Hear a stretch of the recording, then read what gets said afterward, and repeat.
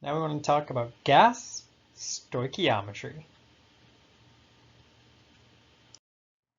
So gases are really our main topic. We want to really have this kind of molecular image that gases are, where we have that matter, where the atoms are really far apart and they're just randomly moving around. Whereas when we get to solids and liquids, in those cases, the molecules, the atoms are all touching each other and it much more restricts their movement. Whereas gases are really mostly empty space. There's a lot of space in between the molecules. So if you have a sample of gas, it's mostly a bunch of nothingness.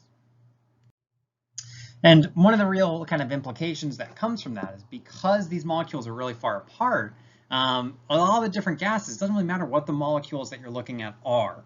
They're going to behave in similar ways, especially with how their physical properties change. That's why we have these named gas laws to look at how the physical properties, different physical properties of a gas are related to each other. Followed that up with the ideal gas law, where we're no longer looking at changes, but instead looking at particular states of a gas, right? Right now, you have certain conditions of a gas, the pressure, the volume, temperature, number of moles that are all related to each other. So these are distinct from the named gas laws where you can relate different properties to each other. So knowing the pressure, the volume, and the number of moles, you can figure out the temperature, right? And you can get information on a different type of physical property. But again, this is all for one state of a gas. So what we want to get into is, we talked a little bit about this using the ideal gas law in the last set of videos. We want to talk about one more application of them, the ideal gas law, and that is that it allows us to relate volume for a given amount of gas. It's related to Avogadro's hypothesis, right? The idea that the moles per liter, right, that molar volume of gas was dependent on the conditions. And so we're going to use that in conjunction with stoichiometry.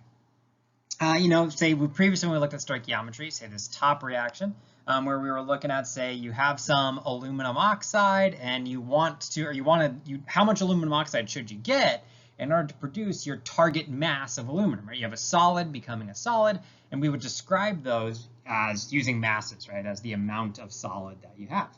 So when you start to do any sort of reactions dealing with gases or working with gases, we tend to think about gases in terms of their volume. So what volume of nitrogen gas would you want to use to produce a target amount of, say, any product, in this case, ammonia? So whenever you're dealing with gases, a lot of times instead of using mass, we use volume of the gas under given pressure and temperature conditions. So when we're doing the stoichiometry process, we know that when we're working through mass to mass, it's a three-step process, right? First, we do the molar mass, then we look at our reaction coefficients, and then the molar mass of whatever you're trying to turn into, right? So it's always the same three-part process. When we're looking at doing anything with gases, it's going to be the same idea, and usually you can still relate to mass and still use molar mass. You still need to use that molar mass because reaction coefficients relate moles to moles. And then finally, you want to get the volume of it, right? You want to get the volume of gas, so you use the ideal gas law. One thing to note, when you're using the ideal gas law to figure out the volume of a gas, you need to have the temperature and pressure. So this is similar to the fact that you needed molar mass as like your kind of conversion factor. It's the same idea where you need to know the temperature and pressure, what conditions your gas is under, in order to go from from moles to volume, to go back and forth between those to get whatever that sort of conversion is using the ideal gas law. Basically, you need those other variables in the equation. Let's take a look at an example. Airbag inflation is caused by sodium azide, which is NaN3. An airbag contains 130 grams of the NaN3. What volume of N2 gas is produced in one airbag at 1 atmosphere and 25 degrees Celsius?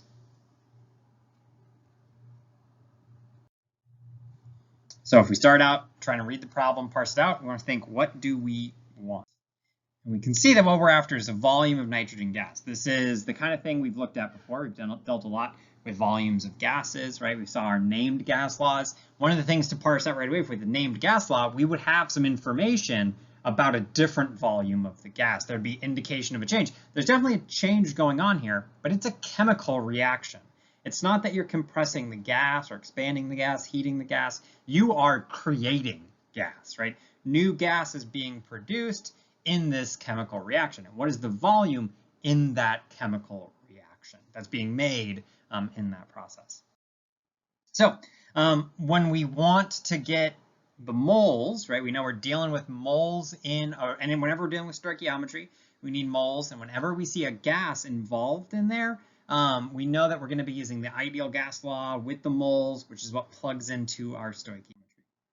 So if we're going to use the ideal gas law, with stoichiometry, we always need the pressure and the temperature. So we do want to be on the lookout for that.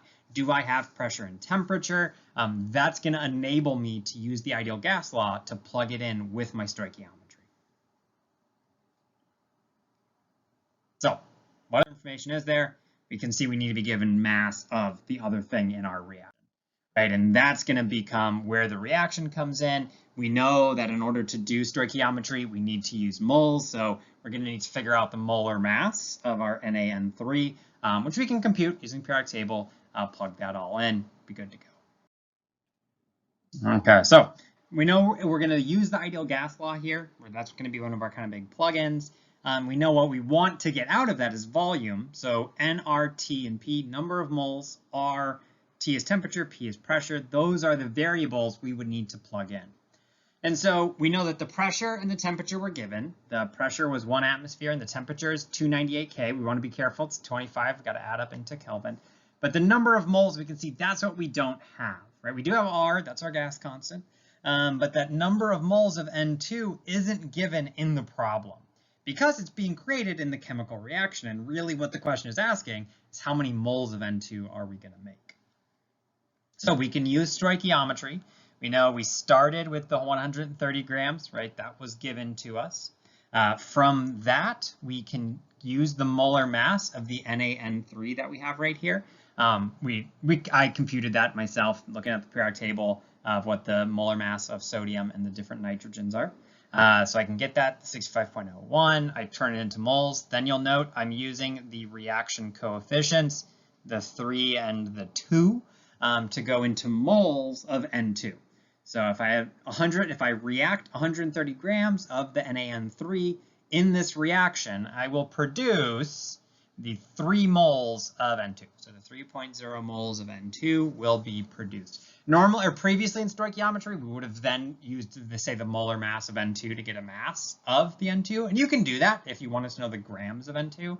But because it is a gas, it's much more common that we use instead describing the amount of gas using volume, just because it's been useful than saying it's 50 grams of N2 gas, because it's kind of hard to think about what that is. So we've got the moles. What we can do is we can plug that in, right, into using our ideal gas law. We can plug in the moles that we have there. We can plug in the ideal gas constant, right? We can always just look that up, the temperature, and then the pressure, and then we get the volume out of it, right? So we see that everything else cancels out, atmospheres, atmospheres, moles, moles, Kelvin, Kelvin, and we are left with liters. So really one of the purposes of going through this example was to show the primary utility of gases. We can see that the density of NaN3, we can use that, figure out that 130 grams is 70 milliliters. So in your airbag, you have the NaN3, the sodium azide, just sitting in your steering wheel. It's in your steering column. It's a very small volume that's in there, right? Say 70 milliliters. And when it activates, when it undergoes this reaction, you produce gas. And gases are mostly empty space, so they take up way more volume. You still have the same amount of mass. In fact, you lose some in going into the sodium that's still in there. But you do produce all this gas, and it's now 73 liters of nitrogen gas. That is so much gas, right? In such a huge volume. That's why your airbag inflates immediately to fill all of that up. It ends up going to a higher pressure than 1 atmosphere. And so you fill up this huge airbag, you fill it up with all this energy or all this gas, and then importantly, so it fills up really fast. But then because it's a gas, it's compressible. So, you wouldn't want to use like a water bag for crash safety because one, you'd have to store all that water. It won't expand to fill the airbag or the water bag, right? You'd have to have a bunch of water in your steering column. And then when it went into the water bag, when you as a passenger hit it, it wouldn't have any give, right? It doesn't compress at all like a gas would. So that's why we use gases. They will expand to fill, and then importantly, we can recompress them. And we use sodium azide because it reacts really quickly, and nitrogen is very undangerous as far as the gas goes. Let's look at another example. Humans gain usable energy via the combustion of glucose, C6H12O6. What volume of CO2 gas is produced when 1 pound, which is 454 grams, of C6H12O6 is burned under ambient conditions, which is 1 atmosphere and 25 degrees Celsius? And the molar mass of C6H12O6 is given. As a reminder, when we're going through these problems, if we're dealing with any of this, I'm going to give you the molar masses when we're doing stoichiometry problems. To kind of, that's not really the purpose here. If you need it, it's not necessarily, the purpose isn't for you to compute molar mass. The purpose is for you to see if you can use molar mass correctly in stoichiometry context. Okay, so we are looking for a volume of CO2. We're making it in this reaction, and so it's going to be based on the reaction of the C6H12O6, right? Where we are burning a certain amount of C6H12O6, and we want to know the volume of CO2 that we make out of it. And so in order to do that, that's going to be our stoichiometry process. We know that this molar mass that we have right here is what we start with. We divide by that molar mass to turn it into the moles, right? And then that's moles of the C6H12O6. What I really care about was, again, the volume of CO2. So I'm going to get it into moles of CO2. And I can see I have the 6, which comes from that right there. And then the 1, which comes from the coefficient that's missing in front of there, the 1, the implied 1 that we have right there. Again, we use those coefficients. And we can see that we come out with 15.1 moles of CO2. We could, again, convert this into mass if we wanted, but because it's a gas, we generally care a bit more about its volume. So now that the whole point of figuring out that moles of CO2 is we want to turn it into the volume of CO2, which is always going to rely on the ideal gas law, right? We're taking moles and turning it into volume. That's a different type of measurement about the same sample of gas. In order to do that sort of change of variables, you're always going to need to be using the ideal gas law. So we're looking for volume.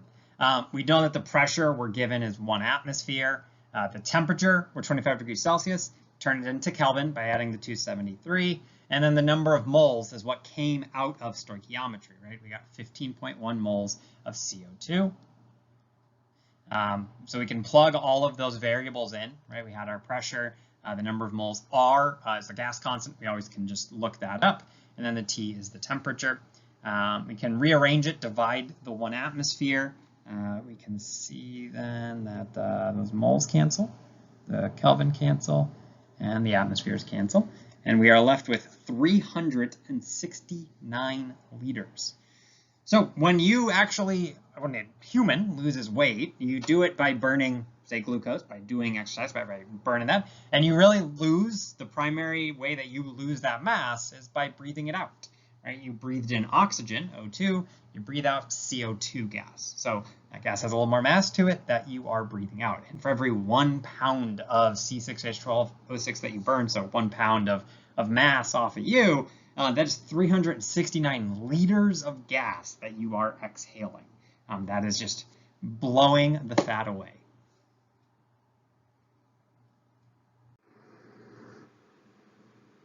Question 1, participation 629. What volume of carbon dioxide is produced when 2.0 moles of C2H6 undergoes combustion at a STP? The reaction for that combustion is 2 C2H6 plus 7O2 becomes 6 H2O and 4 CO2. This is the first question for participation 629, due Tuesday, June 29th at 11:55 p.m. over on Blackboard. Link to the assignment is right below the links to these videos. What volume of carbon dioxide is produced when 2.0 moles of C2H6 undergoes combustion at STP?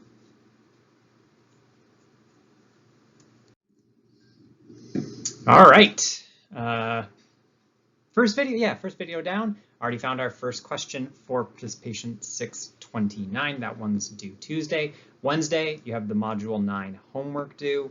Also due Tuesday, the video, if you're doing a pre-recorded video for the lab presentation, if you're doing it live on Blackboard, make sure you just follow the schedule.